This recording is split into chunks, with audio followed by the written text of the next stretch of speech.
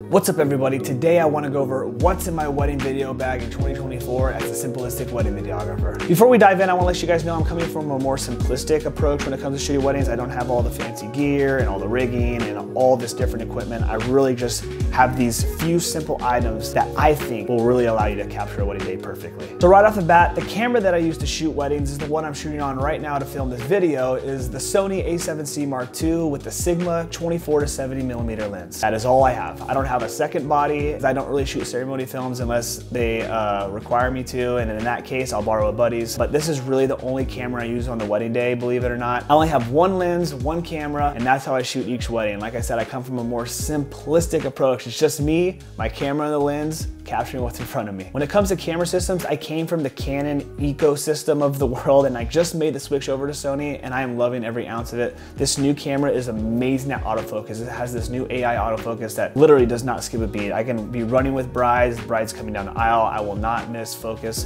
whatsoever, and that's extremely important when it comes to shooting weddings. Another thing I like about the camera is I love S-Log3 footage. I feel like it's one of the best log profiles out there, and I truly enjoy in my edit suite when I'm able to create the look that I'm looking for because I'm able to shoot in such this beautiful picture profile. Probably my most favorite part of the camera coming from the Canon C70 is the size. I love that it's literally this big and I can just take it out of my bag, super easy to set up, and I'm ready to just run and gun all day long without having to hurt my back. Because as you guys know, you guys are holding cameras for such long periods of time, you're hunched over and you just feel horrible the next day. So I'm really trying to lighten what I carry in my hands so I don't have to worry about that the next day. And having small cameras in general just allows you to run and gun better and get in spaces that you don't normally do. Because when you're traveling or going different places all the time, it's easy to be able to just put this in your backpack. Like coming from the C70, I was never able to put it in my backpack. It was so big. I have a Pelican case that I use on wedding days, and I would always have to set up in there. But if I'm having to do like a hike or an elopement, it's easy to just throw this Sony a7C II into my bag and not even have to worry about it. So for those reasons alone, that's why I bought this Sony a7C II. I truly enjoy the camera and I love the picture quality that comes out of it. And when it comes to lenses, I used to have 4 to 5 different lenses that I rarely even use. I had prime lenses, I had a long zoom lenses, and I just felt like it would be way easier for me if I just had one versatile all-around lens. And the Sigma 24 to 70mm lens is such an amazing lens. The bokeh, the 2.8 aperture, sharpness, everything about the Sigma is just beautiful, and it's a super affordable lens that you're able to use all day without having to switch. And also 90% of the time I'm a single videographer, so I like to be able to go back from 24mm all the way to 70mm at any time, and it just allows me, like I said, the versatility of the lens is just amazing to be able to capture what I want in the moment. So to complete the camera setup, on top of my camera for audio, I like to use the Rode Video Micro. It's just a great little mic that you can put on for like 50 bucks on Amazon, and it produces great quality and is way better than the internal audio from the Sony a7C Mark II. And as y'all know, it's super important to get little sound bites that have good audio rather than having to just worry about the in-camera audio that it produces. It's just nice to just add those elements to really create the overall story of the film. The next item up from my camera bag is the Nisi Variable ND filter. When it comes to variable ND filters, I've used a ton in the past, and there's a lot of cheap ones, a lot that discolor the footage or have vignetting. The Nisi, I felt, is probably the best one that I've used. It's a little bit expensive, but I think if you're buying any piece of equipment for your camera, I think having a good variable ND system is a very, very good investment. And when it comes to the Nisi variable ND system, there's no discoloration. Basically, it's true color. They have this true color science that they use to create the overall variable ND filter. Along with the Nisi variable ND filter, I have the Nisi Black Mist 1/4 strength filter. What's great about the Nisi filter system is that you can stack filters, and it just makes life so much easier when you're changing in and out filters. And that's what I have. I have the variable ND filter on the back, and then on the top, I put the Black Mist 1/4 strength filter. I'm not gonna go into depth about the explanation of what Black Mist filters does. There's tons out there, but basically it gives very, very soft roll off highlights, and it just gives it overall like filmy, softer, creamier look to your guys' footage. I just started using the Black Mist filters about 4 to 5 months ago, and I truly like what it brings to the footage and what it looks like in the edit suite. It just gives an overall softer look and just makes it look more dreamy. When I think of weddings, I think of like a dream, like this is my dream wedding day, and I just feel like this is kind of like my new style going forward. So go ahead and do your research on Pro Mist or Black Mist filters,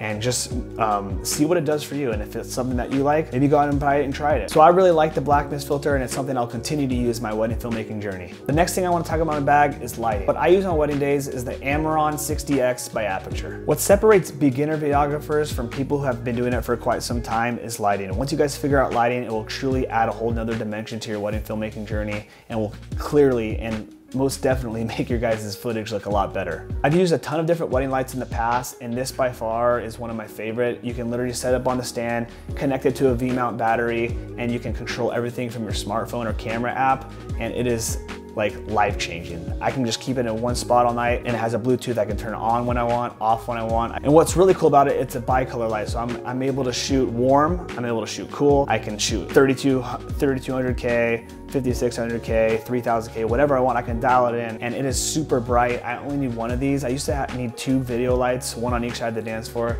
This one I can just throw up on one side of the dance floor, and it'll hit the whole dance floor at only 50% brightness. And just the overall price of this light is crazy. It's only 200 bucks. And for 200 bucks to take your wedding films to the next level, it's well worth the investment, and I highly recommend this light to anybody who's wanting to get into wedding filmmaking or who's looking to upgrade their wedding video lights. Finally, let's go over what I think is the most important thing on a wedding day, and that's audio. Behind capturing a good image, I think audio plays a huge part into every wedding story, every wedding day, and truly brings your guys' wedding films to life, because there's so many times where I see wedding videographers just put a music track to the wedding film, and although that's kind of nice and it will look good, I think audio will truly be able to give that storytelling element that your film is maybe missing from you guys not currently using it in your guys' wedding films. In a separate video, I'm gonna dive deep into this audio equipment and what I use it for and how to use it. But today I wanna let you guys know what I have and what's in my camera bag. The first of 3 audio pieces I have is the Tascam DR10L Pros.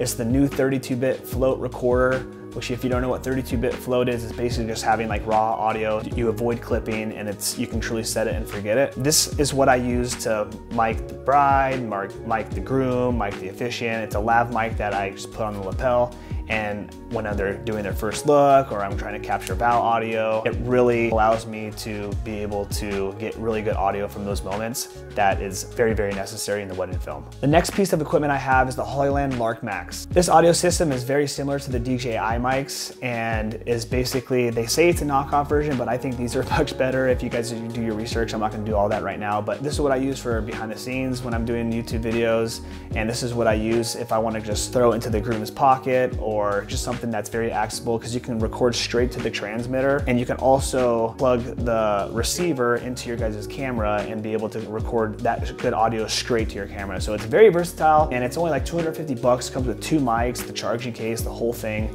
and I think it will just give you that extra safeness that you need on your wedding day, along with basically an anytime recorder that you need to do, especially for when you're running gunning. So the third and last audio piece of equipment I have is the Tascam X6. This is the main audio recorder I use to plug into a board from a DJ. So whether you use 1/4 inch or XLR, this is what that audio is capturing, and is specifically used for ceremony and toast, when you're not able to always lav each person, and just gives you another safe track. See where I'm going here with another source of audio. I think it's super important, like I said, to not miss audio. So having multiple sources of audio where you're not having to miss in the editing suite what you need is very, very valuable. And I think having multiple sources will truly make you feel more comfortable on the wedding day, along with getting as many sources and versions of audio as possible to be able to create that when you guys are editing your wedding film. And you can't have audio without the cables. As you guys all know, DJs always have different things you have to plug into, whether it be XLR, 1/4 inch, RCA cables. So I make sure I have all those options in my bag at all times, so I'm never having to be in a circumstance where I don't have what I need to be able to capture the audio for that day. Like I said, I'll break down more of this audio in the future in a more in-depth review, and also be able to show you guys what I use when I'm having my BTS videographer capture me at weddings. So that's pretty much it. That's really all I have in my bag. It's very simple, very easy to start if you guys are wanting to get into wedding filmmaking on a budget, and I think everything that I have truly is what I need to capture a great wedding on a wedding day. That's what I do. I'm a solo shooter for 90% of the time. I rarely have second shooters. This is the stuff that I need to be able to create a wedding film. My packages are simple. My process is simple. Everything about how I shoot weddings now is very simple. I used to be very elaborate, 5 to 6 different packages ranging from 10 to 12 things on the package, and it just wasn't fun, hard to deliver, and my backlog was starting to build and build and build, and that's just something I've always wanted to get away from. So this is kind of, and especially where I'm at in life, we have a family-owned wedding venue, I have a family, my life is very chaotic, and the simpler the better. I've learned in my 15 years of filmmaking that all of this stuff you guys are getting these days, you don't need. There's just little stuff you need, and I think that's just the way I want to do things these days. So I'm all about keeping everything simple. What's in my bag is very simple. What I shoot on is very simple.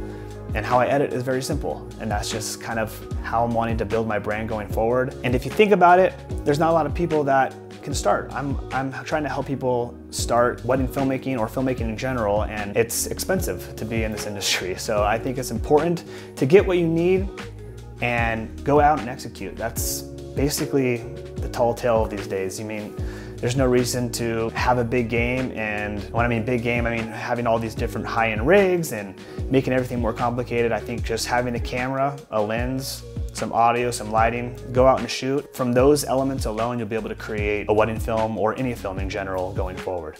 So I hope you guys like this video of what's in my wedding bag. If you have any questions, feel free to leave a comment, or you can DM me on Instagram about anything that I went over today or anything in general. I would love to help in any way I can. I have a wedding that I'm gonna be shooting this week that I'm gonna have a BTS videographer on, so I'll make sure I have a full BTS wedding day film on my YouTube channel in the next few weeks. So be on the lookout for that if you guys are wanting to see kind of how a wedding day is done. I know there's a million BTS videos out there, but like I said, I'm a little bit different. I'm a solo videographer, and I do everything very simple, and you'll see all that stuff in the BTS wedding videos that I do here on YouTube. If you like this video, please like it, and if you can subscribe, if you're not a subscriber, please subscribe, as I'll be posting more videos like this, along with a ton of other videos that I have planned for this channel going forward. And like I said, if you have any questions, feel free to reach out. Until next time, I'll see you guys soon.